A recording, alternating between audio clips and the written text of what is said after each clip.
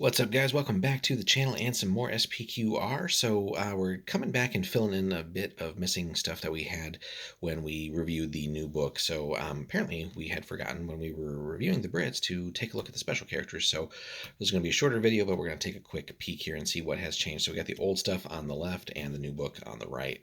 So starting off with Boudica, and again, both British heroes were a little overpriced, but that was kind of a common theme in the first edition. So let's see what's changed. So Boudica was 95. She has dropped to 57. So kind of a weird, again, points number here with this new edition. I wish they would have just kept it in sort of increments of 5, but it is what it is. Overall, not bad considering she's barely more than a starting hero.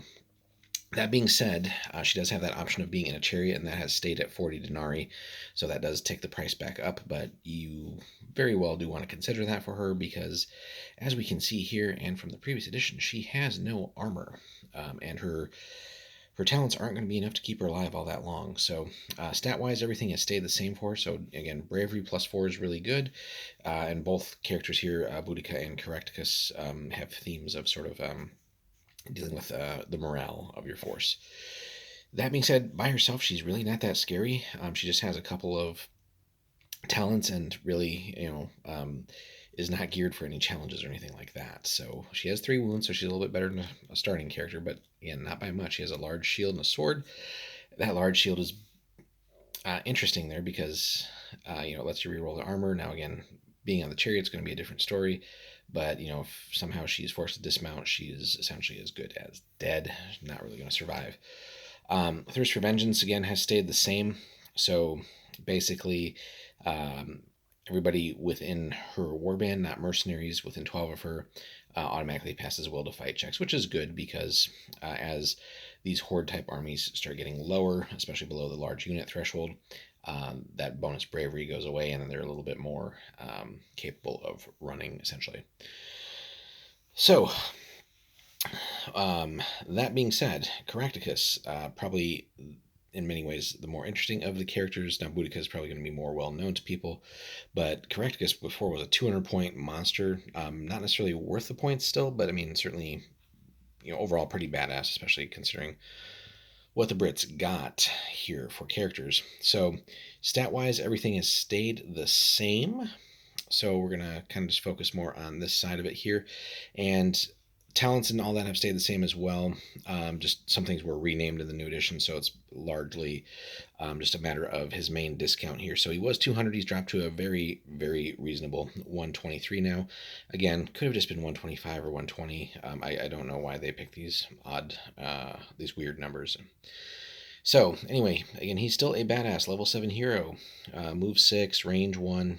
He's not here for range combat. He's here to bash your face in. Melee +3, very respectable. 4 melee dice is beefy. Agility of only 1, that's fine.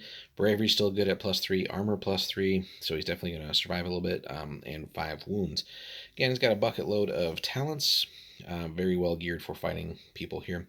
So back at you, Demoralize, Die Hard, Heroic Rush, Inspire, Lightfoot, Warcry, and Surefooted. So not all of them are great talents. Some of them are kind of geared towards challenges and little shenanigans you can pull, trying to knock people down and have yourself not be knocked down.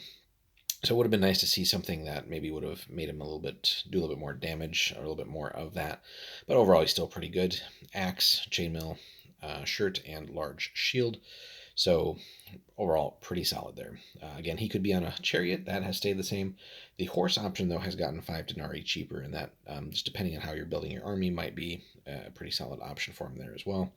So going down from 30 to 25, and then his death to invaders is a pretty cool thing here. So basically, if a unit in his warband fails a will to fight check, he can make a bravery check, which most of the time he should be passing. If successful, the remaining models in the unit are removed from the table, but then can be redeployed within 12 at the start of his next phases, which can lead to some pretty interesting shenanigans there, where you can essentially put units in spots where the opponent maybe wasn't expecting it, and could be essentially a way to, in some cases, sort of leapfrog a unit further up the field, or just in a really advantageous position, or get close to an objective or something like that. So again, some interesting possibilities there. So overall, both characters pretty cool. Boudica is, again, just not much. Not going to do too much in the game, although if you really want to keep your forces there, you gotta bubble wrap her or something. You gotta protect her because she's very very fragile and doesn't really have the gear or the talents to really stick around. And that chariot isn't invulnerable either.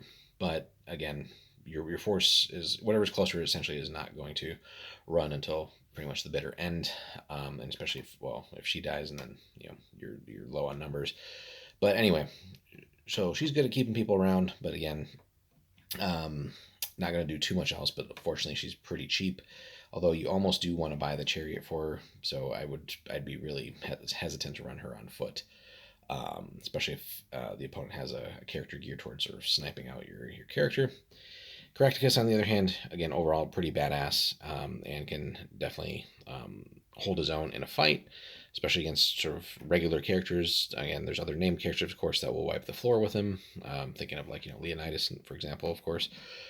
But good overall, and again, certainly needed the points discount. So basically, a 77 point discount is pretty solid there. So that wraps it up for the Brits, guys. Let us know your stories. Have you played either or both of them in your games? What kind of army have you built around them, or warband have you, that you built around them? And then let us know your successes or failures with them. So hit us up in the comments, guys. As always, thanks for stopping by. Like and subscribe if you haven't already. And if you do want to support the channel a little bit more, check out that link in the description there, which should be there.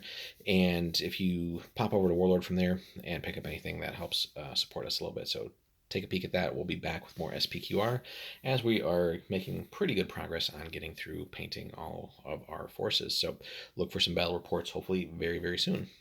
Take care, guys.